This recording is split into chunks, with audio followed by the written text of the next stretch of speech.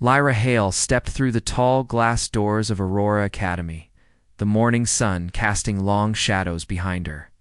The building stood like a monument of pea-smooth white walls, polished floors, soft green banners fluttering with school emblems. Everything about it felt calm, gentle, and painfully normal. For Lyra, normal was the most unfamiliar battlefield she had ever walked into at 14 years old. She had commanded fleets. At 15, she negotiated ceasefires that saved entire colonies. And now, at 16, she was being forced to attend a civilian school because the military council believed she needed a childhood. Lyra did not argue. Heroes did not argue not when the galaxy was watching. But deep inside, she felt the weight of something heavier than command, the weight of pretending to be normal. Her boots echoed softly on the smooth floor. She noticed every camera, every vent, every emergency door.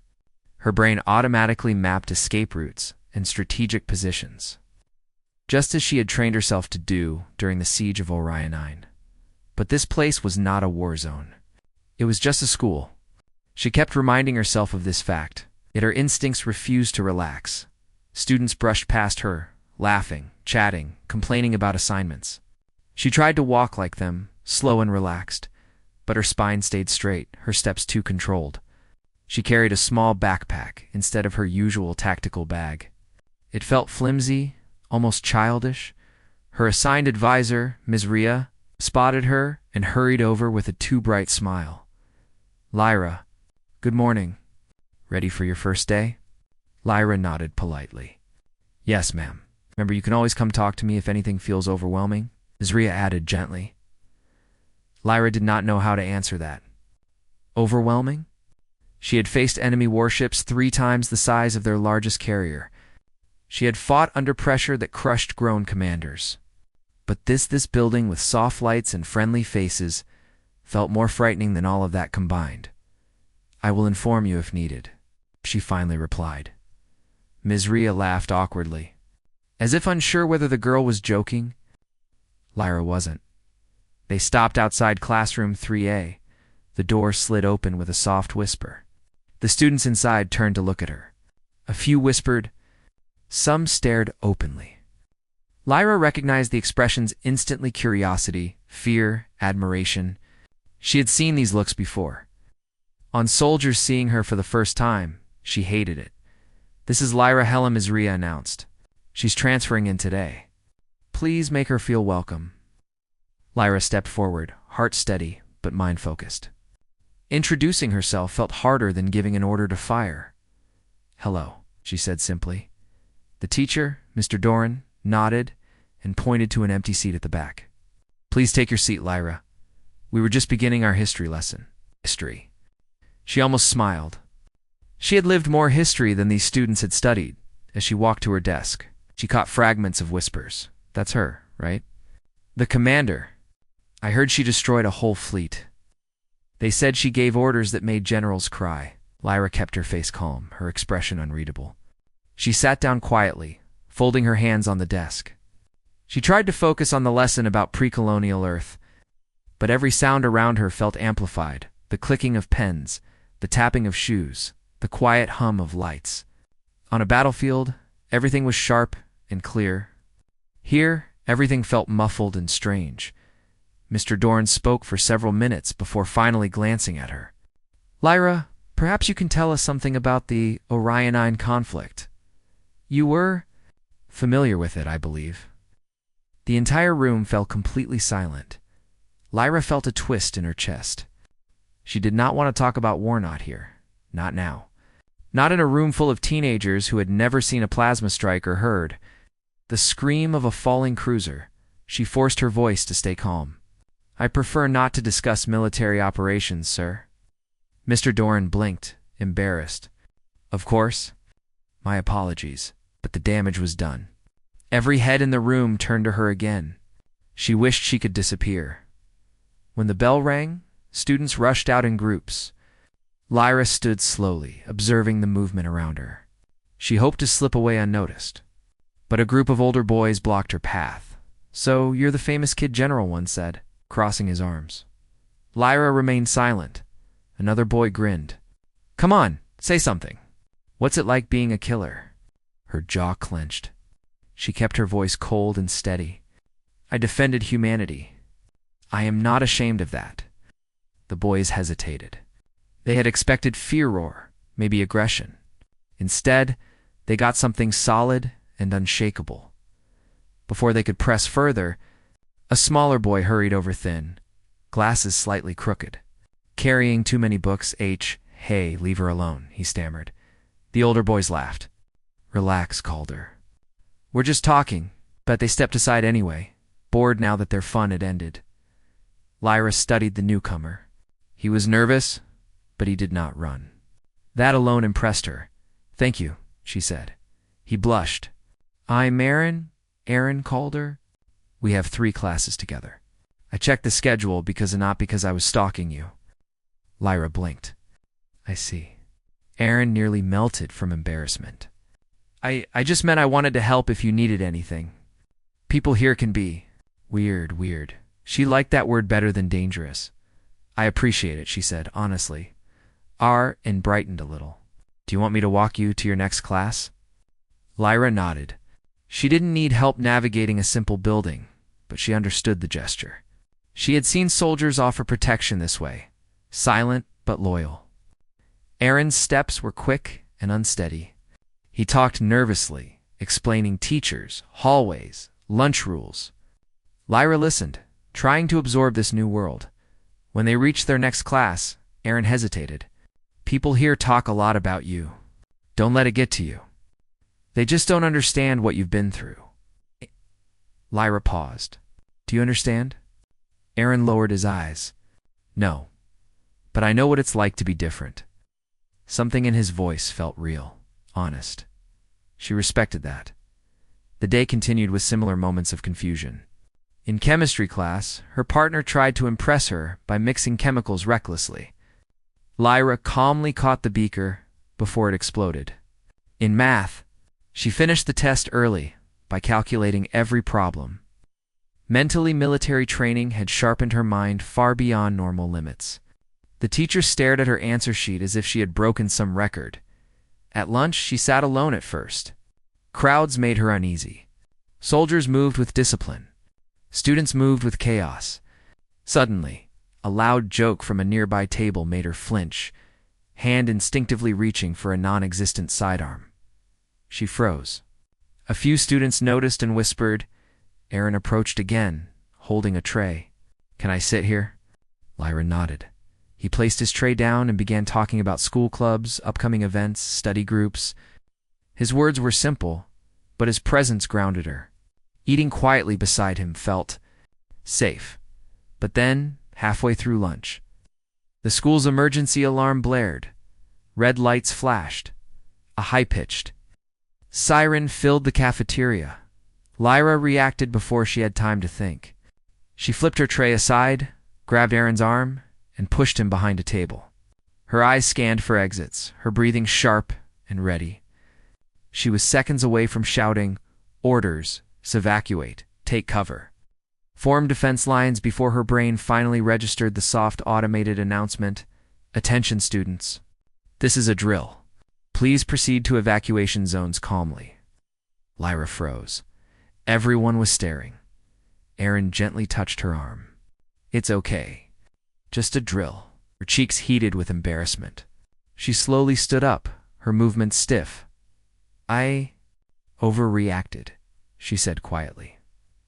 Aaron smiled a little. Maybe, but honestly, that was kind of amazing. Lyra blinked, unsure whether to laugh or sigh. They followed the crowd toward the evacuation point.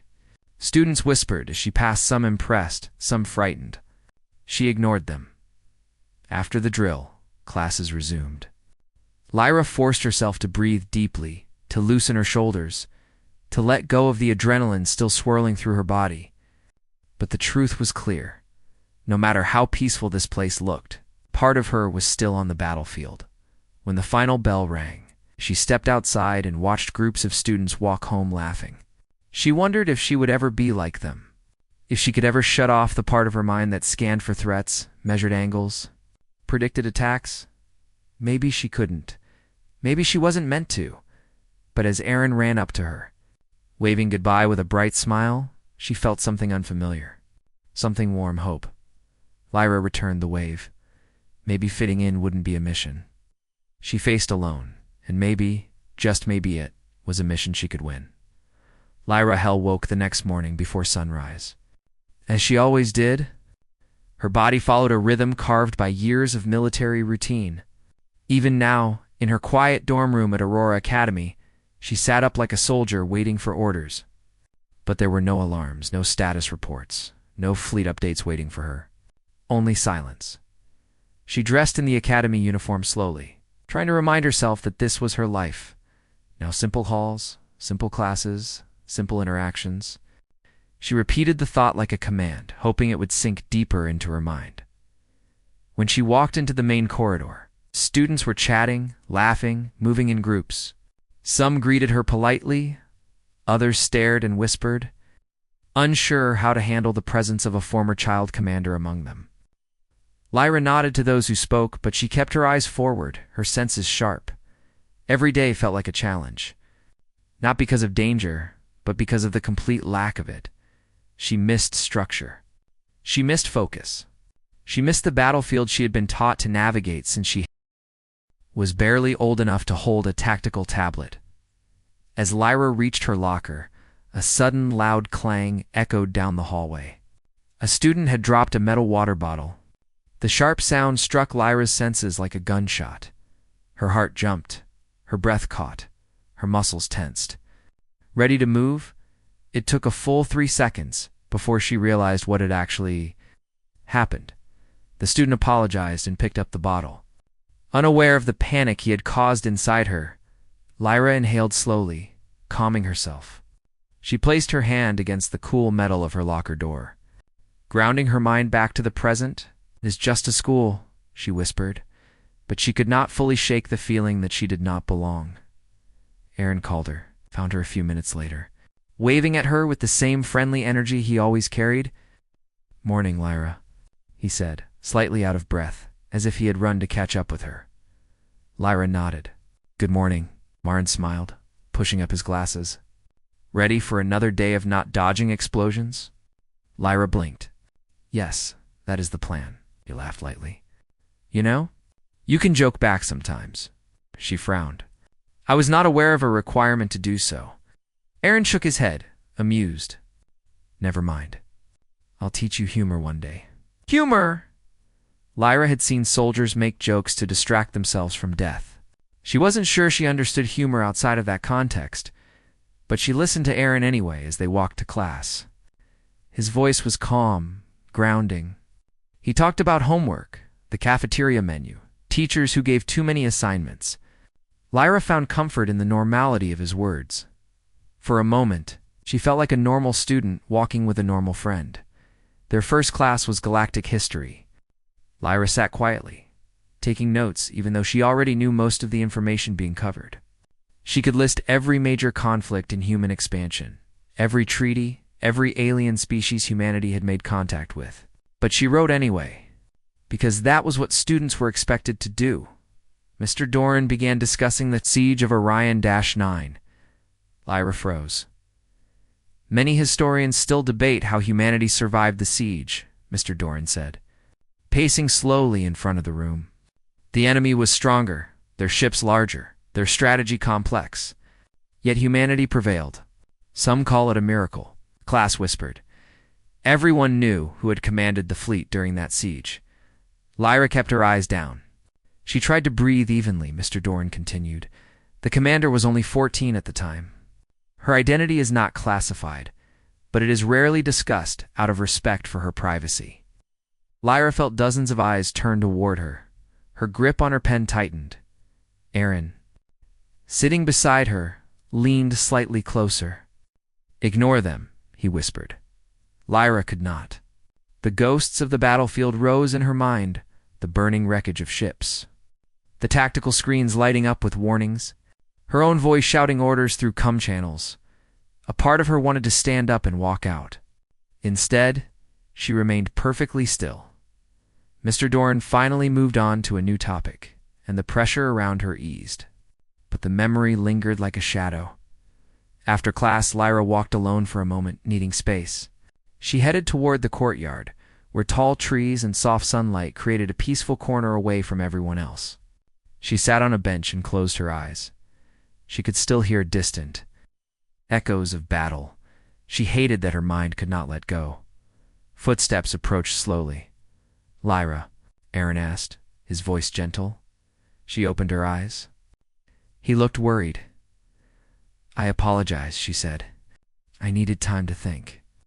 "That's okay," Aaron replied. "You don't have to apologize. I just wanted to check if you were all right."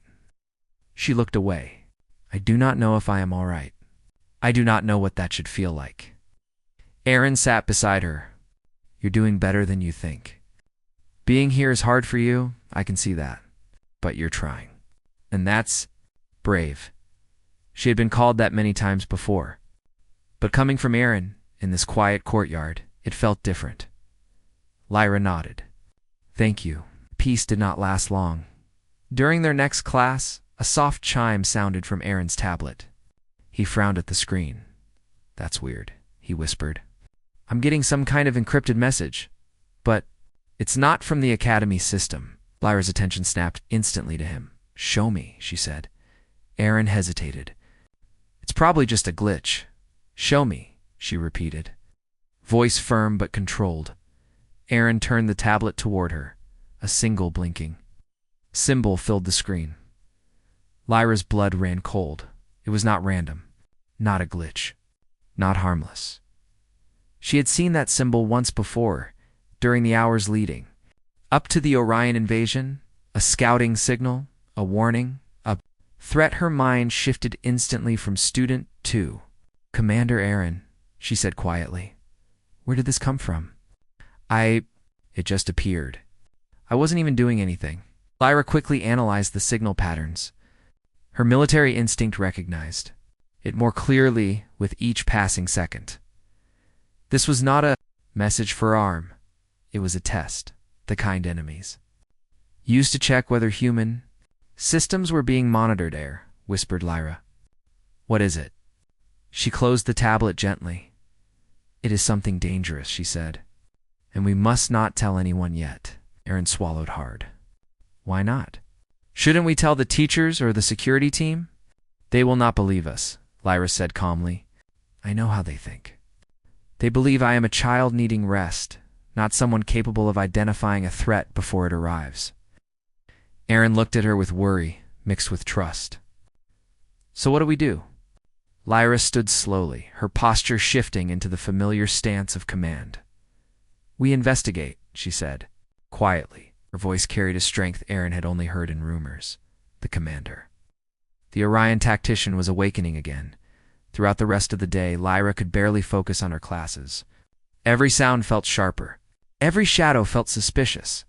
Her senses had awakened in a way she hoped they never would again. She noticed small glitches in the Academy's system, messages' tiny delays. Flickers and hologram displays, brief distortions in communication lines. Students ignored these things, but Lyra knew better. Someone or something was testing human defenses, and it was happening here. During their last class, Aaron tapped his pen nervously. "Lyra," he whispered, "if this really is something serious, why would they send the signal to me?" Lyra studied him carefully. "You are top in xenobiology and pattern recognition. Your tablet has tools that analyze signals. Whoever sent this likely detected that." Aaron paled. "So I was just convenient." "Yes," Lyra said honestly. "And now you are involved." Aaron gulped. "Great." But he did not back away. Lyra respected that more than she expected. When the final bell rang, Lyra and Aaron met in the quiet study hall. Students passed by talking about clubs, homework, games. None of them knew that the world around them might be in danger again. Aaron opened the tablet. The signal disappeared earlier, but I saved a copy before it vanished. "Well done," Lyra said. Aaron looked surprised by the praise. Together, they examined the encrypted data. Lyra traced the symbols with focused eyes. "It is definitely a reconnaissance code," she said. one used by alien scouting drones. Aaron shivered. But why send it to a school? Why here? Lyra answered slowly, because this location is close to a planetary relay tower. If they are testing communication paths, this area is a perfect target. Aaron stared at her. So the invasion could start here? Lyra did not answer. She didn't need to. Her silence spoke everything, as the sun set outside the tall windows. Lyra felt something heavy settle inside her chest. She had come to Aurora Academy to heal, to rest, to try to be normal, but peace had never stayed long in her life. The ghosts of the war she thought she had left behind were reaching for her. Again, Lyra Hale was many things: student, hero, survivor, but above all, she was a protector of humanity, and if another threat was coming, she would face it, even if no one believed her, even if she had to fight it alone. But when she looked at Aaron, scared yet still, standing beside her, she realized something maybe she wouldn't have to. Not this time. Lyra Hale walked through Aurora Academy the next morning with a strange tension running through her body. Every step felt sharper. Every sound seemed louder. She scanned every corner without meaning to. Her instincts were rising again, instincts she had trained to save entire colonies. Instincts she had promised herself she would bury, but the encrypted signal Aaron received had awakened all of it. She tried to appear calm, but the students around her could sense something different. Some stepped aside when she walked. Others whispered more than usual. Lyra ignored them. She had faced alien warships. Rumors meant nothing. Aaron hurried toward her, looking both exhausted and excited. Lyra, I checked the data again last night, he said breathlessly. I think the signal wasn't just a test. I think it was part of a pattern. Lyra nodded. Explain. He held up his tablet. There were 3 small pulses hidden behind the main symbol. Each one matches old scouting signals from the Orion conflict. The same timing, the same energy signature. It's like they're checking multiple communication paths at once. Lyra felt her chest tighten. That means they are close. Too close. Exactly, Aaron whispered. So what do we do today? Lyra's eyes moved across the hallway, watching students gather near their lockers, laughing, unaware of the danger around them. Today, she said quietly, we gather information, and we tell no one else. Aaron nodded nervously. Got it. Their first class was physics. Lyra sat still, pretending to listen, but her mind worked non-stop. She replayed the signal again and again from memory, breaking it down into its smallest components. The enemy never wasted energy. A scouting signal meant one thing: infiltration. Someone or something was entering human territory. A faint distortion flickered across the classroom hologram display just for a second. The teacher didn't notice. No one else did either. But Lyra did. She leaned slightly toward Aaron. Did you see that? Aaron frowned. See what? The hologram glitched. Not a normal glitch. A coded one. Aaron's eyes widened. You think they're already in the system? Yes, Lyra said softly. And they are becoming bolder. Lyra watched the rest of the lesson with a soldier's focus, but the glitch didn't return. Still, the fact it appeared at all told her everything she needed to know. Something was testing the academies. Digital security and succeeding. After class, Aaron pulled her into a quiet part of the hallway.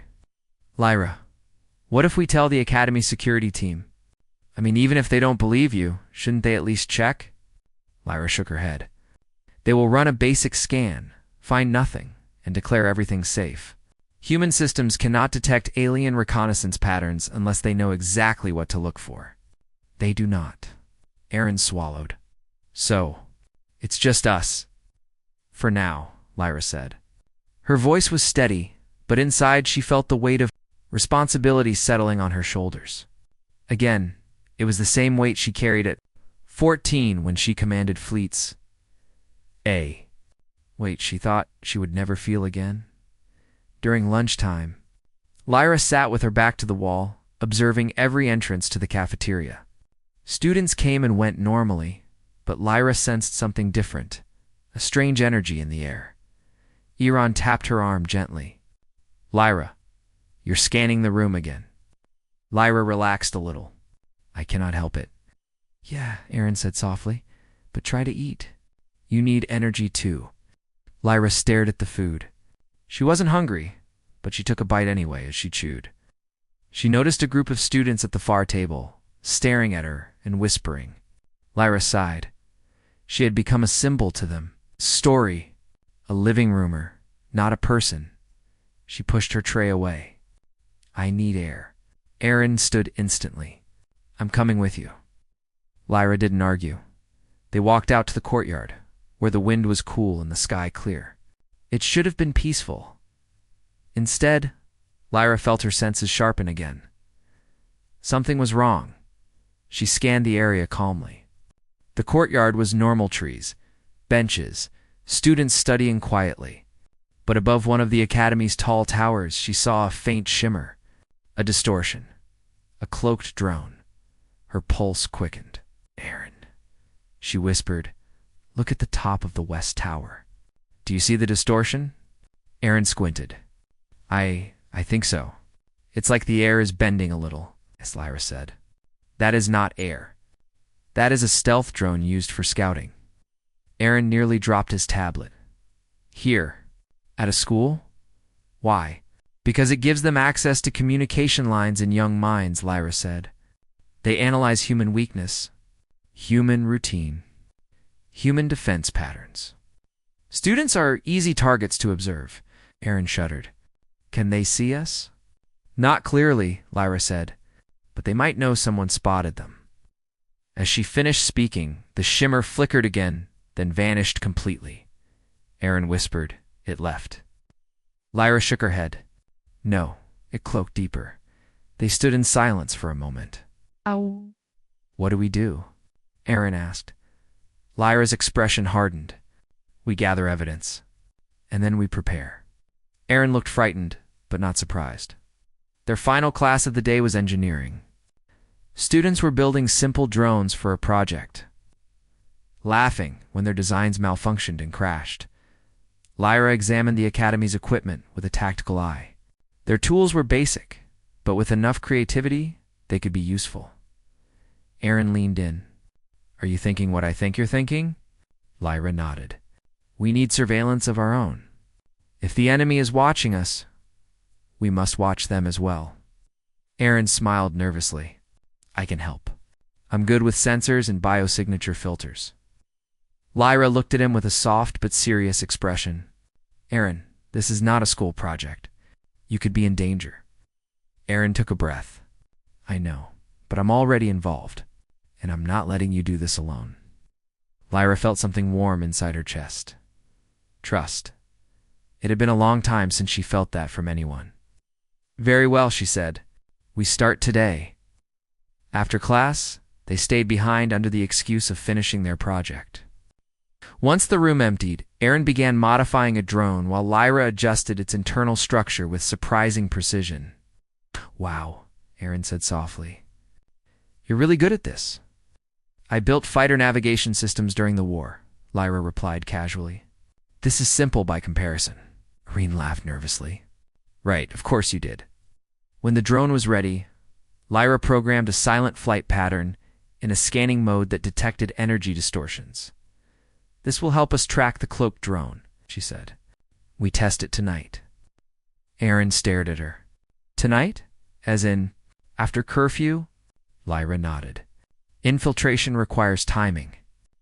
The academy will be quiet. The enemy drone will move again. Iran bit his lip. I've never broken a rule before. Lyra raised an eyebrow. Then this will be your first. Aaron sighed. Great, I'm becoming a criminal now. Lyra almost smiled. That night, Lyra waited in the shadows behind the West Tower stairwell. Her academy uniform was dark enough to blend with the dim lights. She stood completely still, her breathing controlled. Aaron arrived moments later, clutching the newly modified drone.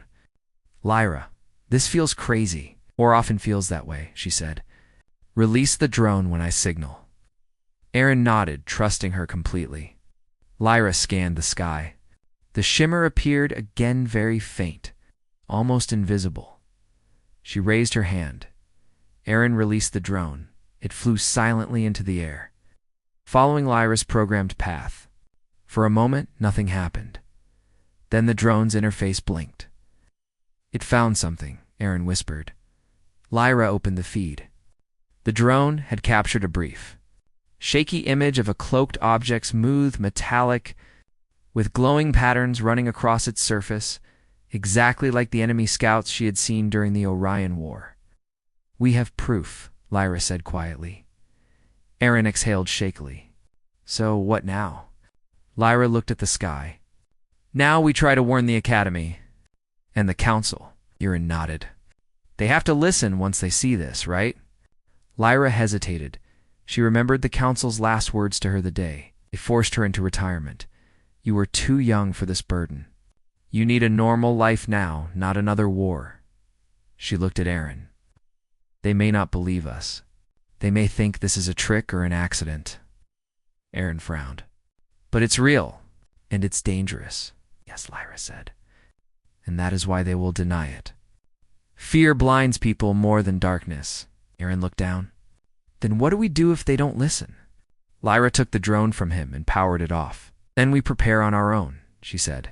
Because if another invasion is coming, humanity will need someone ready. Aaron swallowed hard. Someone like you. Lyra didn't respond. Because deep inside, she already knew. The truth. She had tried to be normal. She had tried to fit in. But war had found her again, and she could not run from it. Not anymore, Lyra. Hale never imagined she would once again sit at the center of a command table. But this one was nothing like the polished, glowing war rooms of the fleet. The Academy's old storage hall had become her battlefield.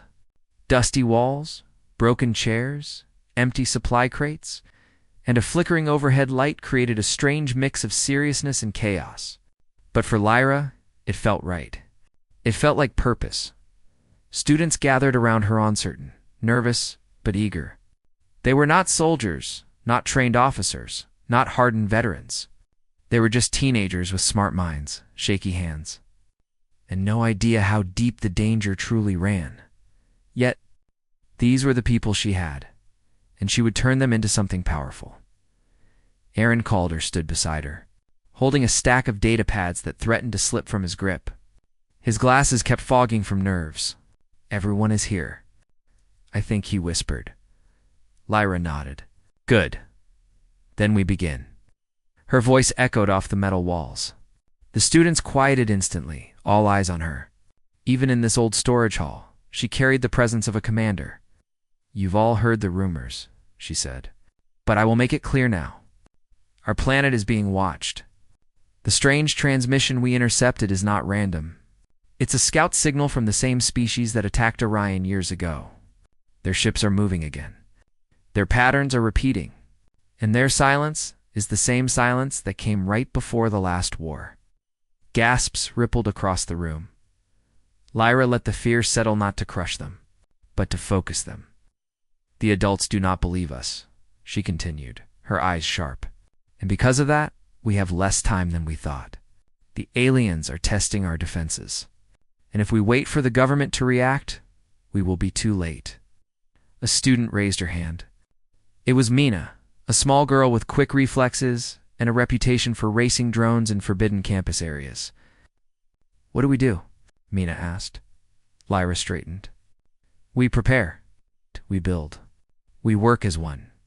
This is not an army. She paused, then corrected herself.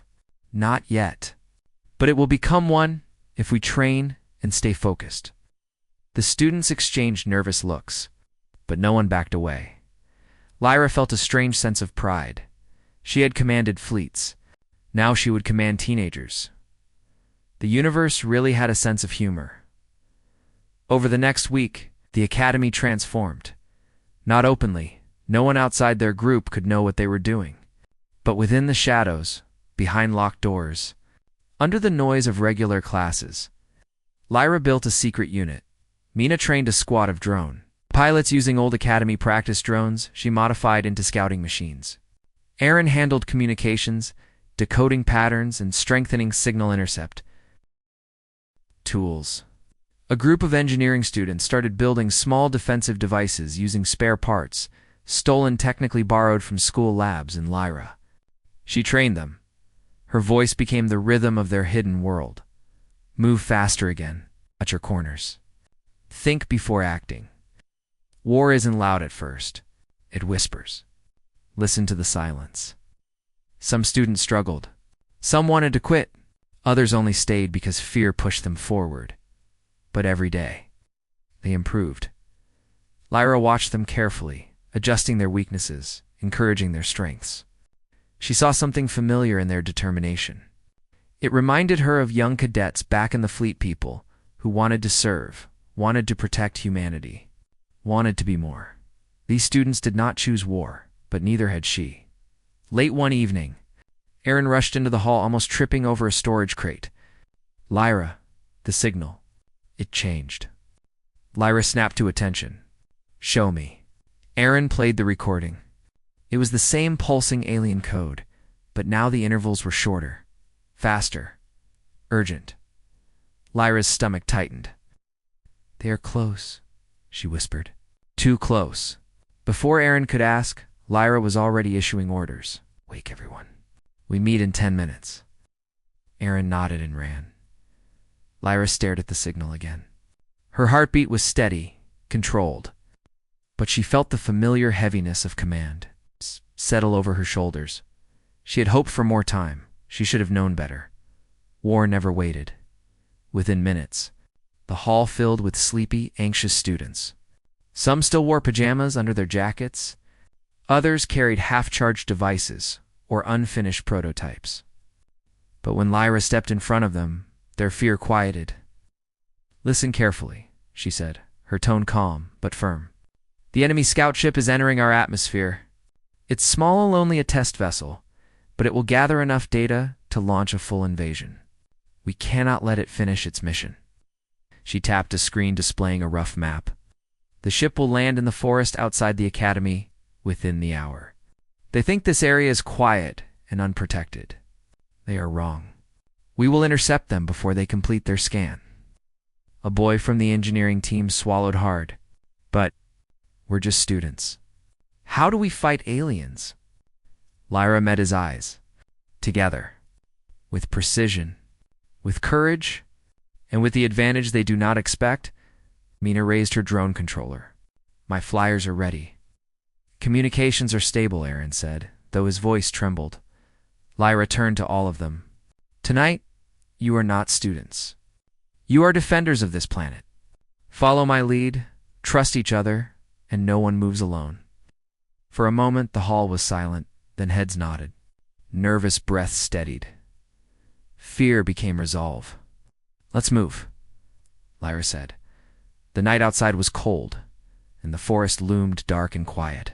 The moonlight barely touched the ground. The only sound came from leaves rustling under hurried footsteps.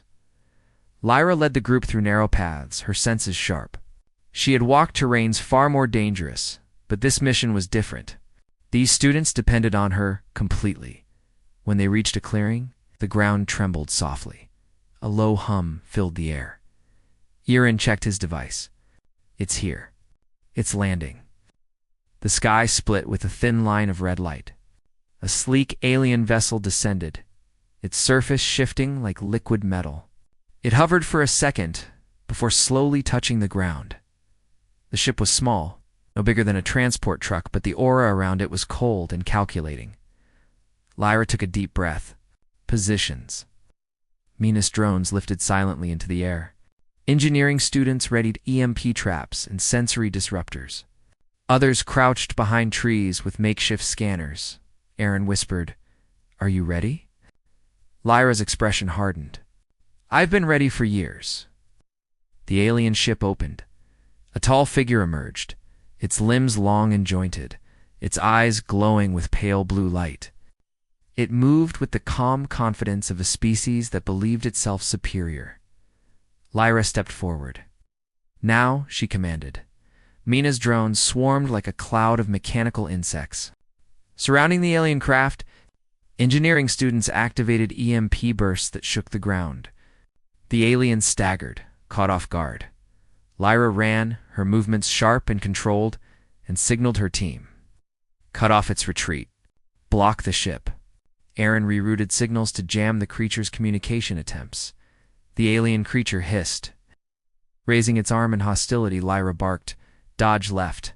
Now, the students moved exactly as instructed. The alien weapon fired, but missed. Lyra felt a surge of pride. They were doing it. They were actually doing it.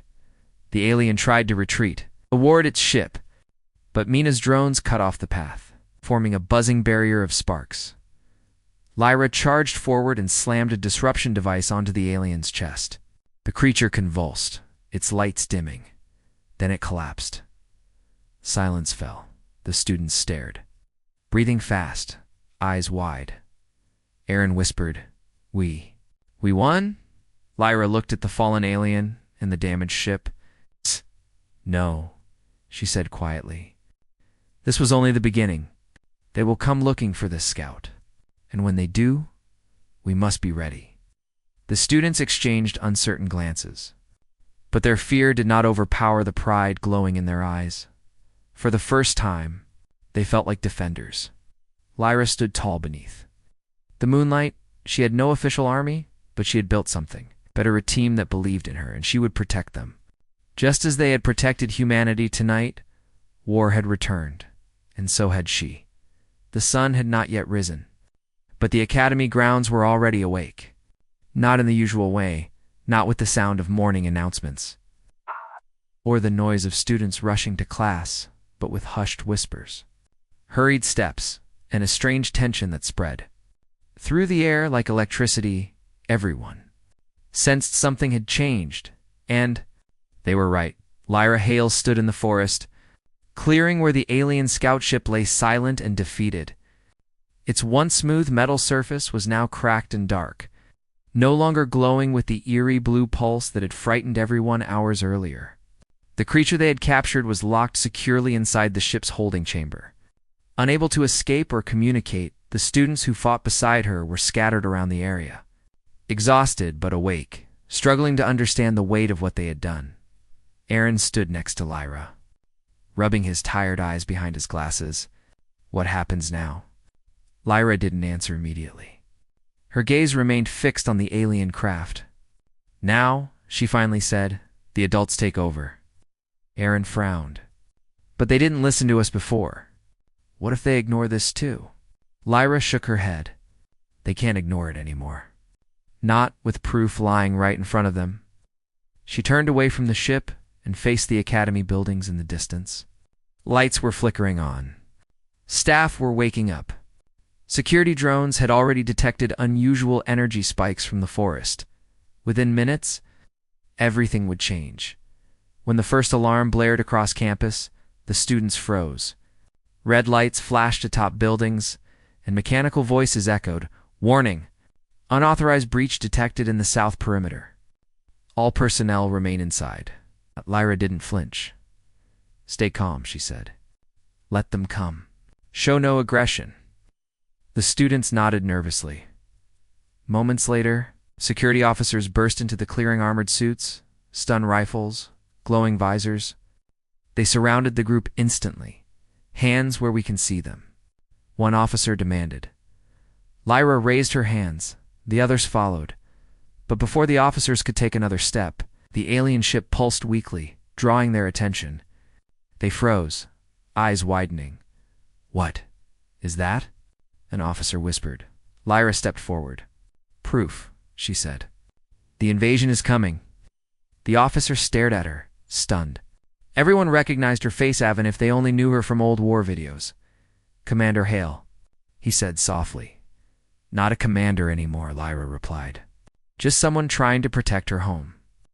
Within an hour, the forest was transformed. Government transports landed in neat formations. Scientists in clean suits examined the ship. Military leaders walked with sharp urgency. Communication towers rose from portable equipment as Specialists tried and failed to decode the alien technology. Lyra and her students stood behind a containment barrier, watched by guards but treated with respect. The academy principal arrived. Looking pale and horrified, "You took students into a battlefield," she said, her voice shaking.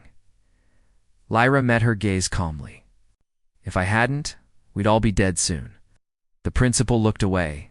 Aaron whispered, "Do you think they'll expel us?" Lyra almost smiled. "After saving the planet? I doubt it." But her smile faded when a tall general approached. General Rosquen, of the highest ranking. Our military officers. In the Planetary Defense Force. His medals shone like cold stars. His stern face revealed nothing. He stopped directly in front of Lyra. "Commander, please?" Lyra interrupted. "I'm not." He raised a hand. "You will always be Commander Hella to us." The students exchanged looks. Ross continued. "You disobeyed orders. You acted without authorization. You put civilian lives at risk." Lyra did not look away. "I did. And by doing so," Rosk said slowly, "you prevented a full-scale invasion." The students exhaled in relief. Aaron nearly collapsed. General Rosk stepped closer. "The Defense Council reviewed your actions. They believe your strategic mind remains unmatched. Your instincts, your leadership, they are exactly what humanity needs right now." Lyra felt a familiar pressure build in her chest. Rosk finished. "We want to reinstate you. Full military rank. Full authority. You will lead the preparation against whatever force follows this scout. Humanity needs you back." The words hung in the air like a weight. Aaron looked excited. "Lyra, this is everything you wanted, isn't it?" Students around her nodded. They admired her. They believed in her and she. For a moment she felt the old fire return. The thrill of command, the purpose, the certainty. But then she looked at her students again, at their tired faces, their hopeful eyes. She remembered the way they had grown, how Mina learned discipline, how Aaron gained courage, how all of them discovered what they were capable of. She remembered the fear she used to carry, the burden of responsibility placed on her too young, the life she was forced into before she even understood who she was. Was she going to let that happen again? Lyra breathed in slowly. "General," she said, "I am honored, truly, but I can't accept." The students gasped. General Rask blinked. "Why?" Lyra looked toward the academy, the buildings glowing gold in the sunrise. The place where she struggled, learned, failed, grew. The place where she was finally allowed to be a teenager, because, she said softly, "I don't want to be a weapon anymore." Silence swept the clearing. Lyra continued, her voice firm. "I don't want to spend my life fighting wars. I want to teach, to guide, to help young people grow without being forced into the battles I faced." General Rosk studied her for a long moment. Finally, he nodded. "Then we will respect your choice." Relief washed over her. Arin grinned. "So, what will you do now?" Lyra looked at the rising sun. "I will help prepare humanity," she said, "but not from a war room." She turned to her group. "From here, with all of you, training the next generation, helping them become strong not because they're forced to, but because they choose to." The students smiled.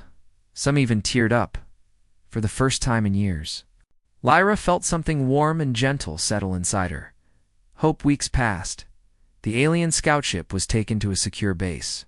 Global defenses strengthened. The public learned the truth about the threat and about Lyra's secret team of students who saved the world. Lyra returned to the academy, but not as a student. She became something new. A mentor. A strategist. A guide. Her first class was Smallerin, Mina, and the others who fought beside her. They sat in the same storage hall where their army had been formed. Lyra stepped to the front. "Welcome," she said, smiling softly. "Today, you begin advanced strategy training." Aaron raised his hand. "Are we still allowed to race drones between lessons?" Lyra sighed. "Only if you don't crash them into the cafeteria again." Everyone laughed. it felt. Normal, and for Lyra Hale, that meant everything. One evening after everyone left, Lyra walked outside and looked up at the sky. Stars shimmered above bright, cold, far away. Once, she had traveled between them as a child general, fighting battles she never asked for. Now, she stood on the ground. Choosing her own path, she knew more dangers would come. More signals. More enemies. But she wasn't afraid. She had people who trusted her friends, who believed in her, a future she had shaped for herself. Lyra whispered into the quiet night, "Let them come. Humanity will be ready." And with a steady heart, she walked back into the academy, no longer a weapon, no longer a legend forced into war, but something far greater, a leader who finally chose her own destiny,